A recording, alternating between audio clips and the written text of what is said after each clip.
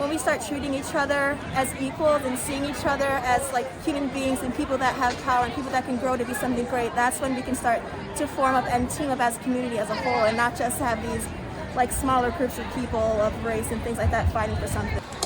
What side are you on, my people? What side are you on? We on the freedom side. What side are you on, my people? What side are This forum was created to give voice to those students on our OCC community who have joined the 500-year-old fight to live in a world where our lives matter. But we ask, are you listening? I'm Jade Lewis, and with me today are Quindell Williams, Carrie Ann Dixon, Jabari Stansel, and Sam Prince, all graduates of OCC's now broadcast media department. Quindell, I think you're up next. So I guess, another misguided justification is saying, I have Black friends, or, my best friend is Black, or, I work with Black people, how does that kind of narrative, I guess that statement, how does that dismiss you from, the conversation of overall racism? A term that I found on the internet over the past couple of years, I think College Humor came out with a video titled Diet Racism. And it's just been one of my favorite ways to explain that narrative to people who just kind of don't get it. Because there's a few different ways to be racist without, thinking that you're racist. And so diet racism is defined as the drink of choice for those who the idea of white privilege is lost upon. People who don't realize what kind of white privilege they might have because they may have grew up in a home that had less than the average family. But it's the people that think, there's a BET channel, why isn't there like a white network kind of thing? People who think stop and frisk is okay and it's not, a narrative against Black people as well. People who have weird opinions on affirmative action, people who say no offense before they say kind of a really bad joke, and they make direct eye contact with someone who's of color in the room, people who make comments about Kool-Aid and cornbread and all sorts of other cultural ideas that we're supposed to believe in as African Americans. People who think they should be able to say the N-word in any context, whether it's a song, just really, really random topics that I guess you wouldn't expect or you wouldn't know unless you were taught that those would be okay. And there's some sort of narrative that, I have a Black friend, so I can't be racist. You have to look, is that person your friend as well? Like, does that friendship go both ways, or are they just a Black person that's in your life? Because that's also something I've noticed is you might think you're friends, but that person is not your friend. They're just someone filling a quota in your life.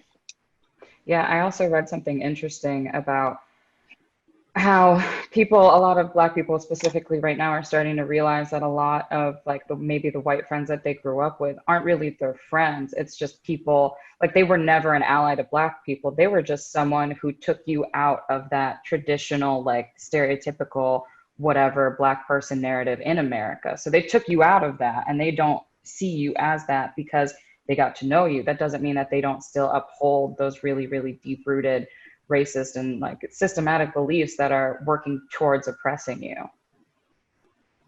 And I think also, a lot of people think racism is this, one dimensional thing. If I'm not wearing a white hood with a, pitchfork and, a tiki torch, that, there's no way I can be racist. And, it's deeper than that. It's a lot deeper than,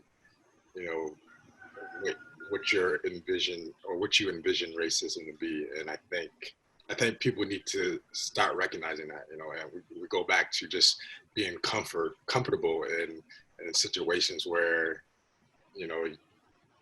you're able to thrive, and, people are, I think what we're seeing now is people starting to recognize their comfort level and being uncomfortable with that and starting to speak out about it. And I, just saying, I have a Black friend, or, to me, I feel that is a little more racist, it's like, okay, well, that does not discount what you're saying or how you feel overall about, Black Americans, just because you have that one friend that you can count on one hand of who you have. So, that might be a little more like, okay, to me.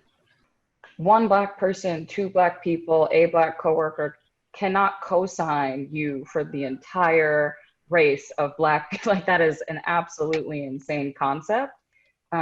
So I think that that's something that I think a lot of people need to understand, that just because you have one black person or X amount, whatever, in your life, that doesn't mean that they can then co-sign you for the rest of time with all black people ever, which is why I think it's so important with activism. We're all actively working on it all the time. It's a habit, not a trend. So it has to be something that if you're an ally to black people, great, awesome. You constantly have to be someone who's willing to kind of show up and talk the talk. Like you're going to talk the talk, you have to walk the walk all the time, every day, not just with that one black person or X amount, whoever you know.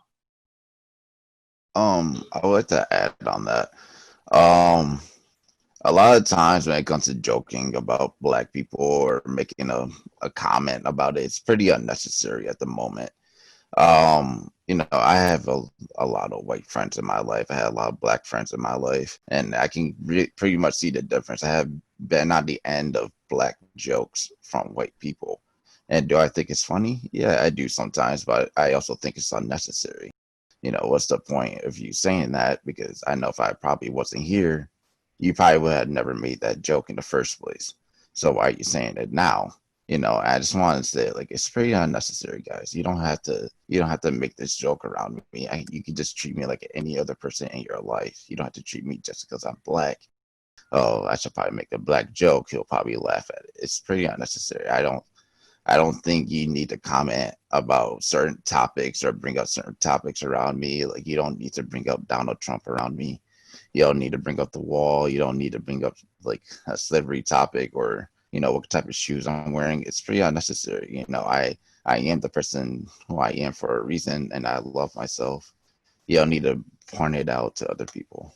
I think that goes back to them trying to get you to be the person, the one black person in their life who's going to co-sign them as funny or woke or whatever. I think that it's really important where you guys are talking about activism, and I think activism is important, but our further strides will happen where our interpersonal relationships are, which I think is it's really critical when we have relationships with Caucasian people and we're close and we're friends, and they're like, oh, hey, you're that one black friend that I have, or I have two black friends, that those people who are actually their friends, that I know change is hard, but that we continue to approach people with gentleness and mercy, and that we continue to encourage the doorway to be open, to have conversations about what's kind of going on. Because I think that while activism is very important because it gets things out there on a broad scale, our influence will be multiplied on the individual level or the interpersonal level. We're able to take those different relationships we have with Caucasian people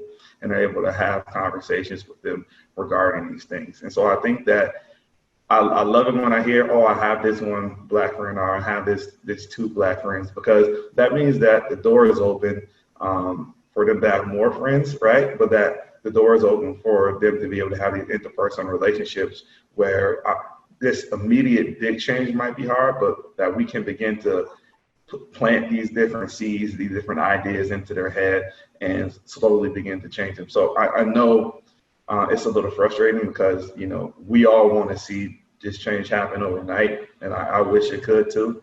But in reality, the change is in creating relationships with these different people. And so, I have white friends who are starting to have kids, and we're real close, and we've had these conversations. And now, I'm gonna be like an uncle to their kids and be in their life. And so they're gonna grow up seeing me, and we're gonna have these different interactions so that when they're an adult, right, they're gonna see the world a little differently than their parents do. And in this way, we kind of take a step-by-step approach to kind of changing the world. And I think as each generation or as each new child grow up and we're more connected, we'll start to see change. What essentially it is, just to kind of break it down and a little bit the sort of terms that we're more familiar with, it's microaggressions, right? So what we're talking about with all of those are all microaggressions of racism.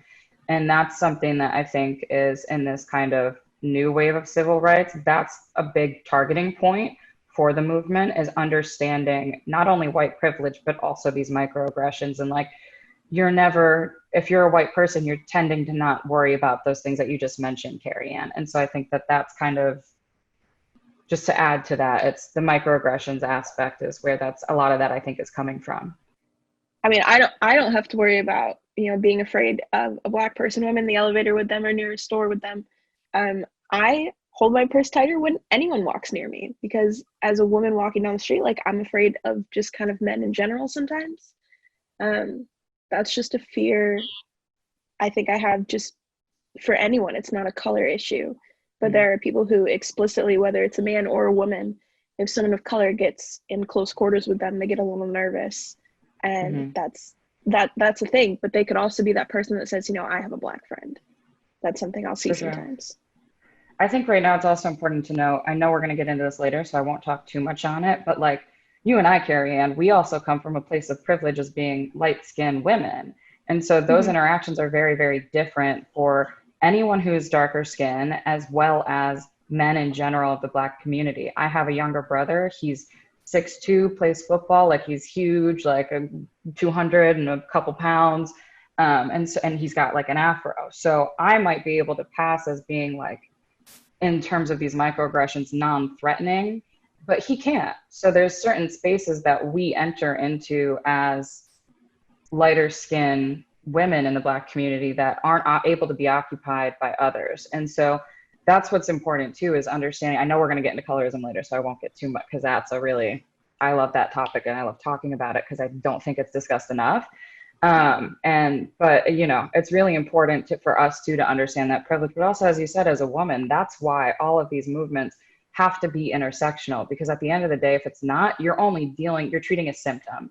And the whole goal is to treat, you know, you want to treat the bigger problem, right? So we have to kind of acknowledge that we need to be including so many different kinds of people in these narratives and being aware of how they're experienced differently. I'd love to hear from Quindell, Sam, or Jabari on this as well. What we're seeing a lot now with the use of the camera phone is that, you know, people who are, you know, Black people in particular, having the cops called on them for doing regular everyday things, you know, jogging in the park, or, you know, having a picnic in the park, or bird watching, or, you know, things that, you know, people enjoy to do that's not really a threatening thing. You know, Black people are getting the cops called on them. And, you know, those microaggressions are as exhausting as the other, you know, things that happen to Black people. You know, when we see videos of people getting killed on social media, that, you know, that's mentally draining. That's, you know, mentally exhausting. But, you know, you add that on top of just, you can't do everyday things without someone feeling threatened or a particular way about how you're doing that, you know, that's draining as well. And so, yeah, you know, whether, you know, you call it diet racism or whatever you want to call it, it's you know, just being Black in America is emotionally draining. And I don't think people understand that. And you can put video after video and scream as loud as you can to kind of get people to try to see that. But if they don't, you know, experience that, then they just, you know, some people just don't get it. And so they move on with their lives. And I think what we're seeing, excuse me, I think what we're seeing now is that people are forced to look at it now because, you know, we're all in quarantine or we're at home and you can't be at work. There's very little distractions right now. And so now it's really hitting you in the face like, okay, wait a minute, what? Yeah, I heard about this, but yeah, this is really happening. And so I think that's why, you know, you see people really energized now to do more in terms of, you know, people who are not Black really energized to do more and change that narrative. And I think what you say there, Wendell, is really good. And when you think about it in the aspect of kind of being in Hawaii, it's a little bit different down here, whereas everybody kind of has brown skin. And so it's kind of flipped on its head. So when you say that, you know, people don't really experience, right, that kind of diet racism or that non-overt racism, it's kind of flipped on its head down here in Hawaii. And so I'm down here with a few of my Caucasian friends, and we've had different conversations because in that kind of way, in the Hawaiian society, they now don't necessarily feel a part of it. And they're like, man, it seems a little racist down here, a little different. Why don't I get along as well with some different Hawaiian people down here, right? When you have so many different people who have brown skin and a few of them who are white. And I said, wow, it's interesting because this opens the door for us to have a conversation about how people feel. We call the rest of the upper states, we call that the mainland, right? And I said, it gives us a conversation, it gives us the open door to have a conversation about how African Americans feel on the mainland. Because when you come down here, when you come to other places, you call these people racist. And I'm like, yeah, it might not be right the way that they're treating you. And that doesn't feel good, right? But that's the same way in a sense that we feel on the mainland back in America when, right, somebody clutches their purse, or, you know, you're followed in a store, or you're treated differently. And I'm like, it's not these overt things that you're thinking about. It's these small little things that kind of make you know that you're not a part of us, that we all aren't together. And I'm like, you experience that here and you're vocalizing it now. And I just want you to take that experience that you're kind of having here in Hawaii, whether you choose to stay or not, because a lot of people choose to move back to the mainland or the upper states because of that. But whether you choose to stay or not, I want you to take that experience that you're feeling where you're in a situation where you're not the majority. And I want you to, when you look at these different situations, to see that this is how everybody else is feeling. So down here, it's kind of flipped on its head in that way. Once you get away from places that aren't majority white, and that the politicians are majority white, and now people have to begin to look at things in a different way when they start to feel that kind of dire racism. And to that point, I would say that I don't want the idea of racism to just be that, you know, it's a white on black thing, because it's every culture, right? A lot of different cultures have these little diet or small little microaggressions that they do towards one another. And so by highlighting one, you know, I think that it's also pertinent to know that some of the inner and deeper responses that we might have within ourselves to have those microaggressions too, like, oh, you know, I can't mess with a white person, or different things that you know we might be dealing with also. So I think it works both ways. This is something that's so impactful to everybody around us, not just the black community, but the white community, because if we're not all in one, nobody's going to be comfortable. Nobody's going to be comfortable. We can't sit back and watch. Nobody is separate from this issue. So emotional, because I know this is a time for change for our people.